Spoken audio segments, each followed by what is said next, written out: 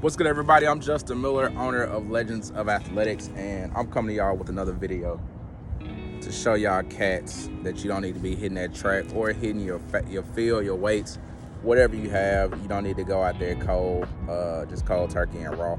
I know some of y'all too are not very familiar with, the proper way to go about warming up and stretching and things like that. You kind of learn it from your respective sport, as far as like what y'all do as a team or what you're used to your coach telling you to do. And like if you're working out on your own, you really don't know how to go about that.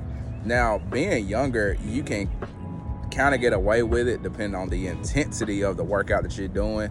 But as a precautionary measure, your best bet would be to do a proper warm-up before getting into anything that's going to be intense or highly impactful.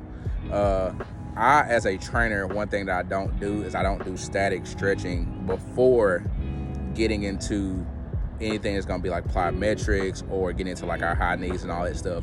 I like to go with a ballistic style or something that's going to give us like some small pulses or some swings, anything that requires movement, and then get into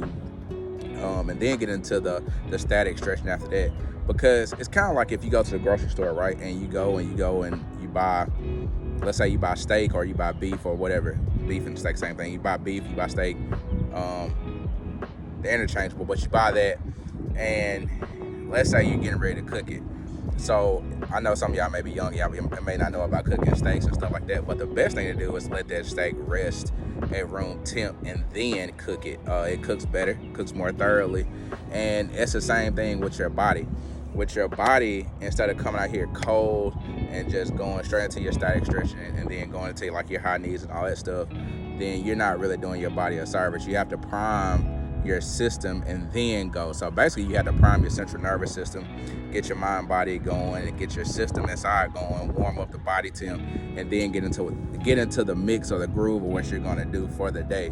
So I just want to show y'all a few of the movement patterns that I do, not my whole warm-up routine, but a few movement patterns that I do that you can incorporate into your workouts to make you a better athlete and more successful athlete.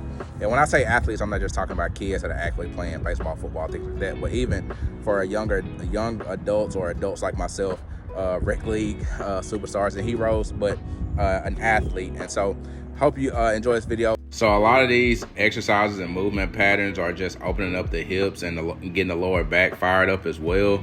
And so these movements are great for the hip flexors, the groin, and the lower back, just to get your body and mind in motion, and also the hamstrings as well, and get everything ready to go as far as agility, sprinting, and whatever rigorous activity that you're going to do. If you found this information helpful, hit that subscribe button or that like button, follow, share, comment, subscribe, and be legendary.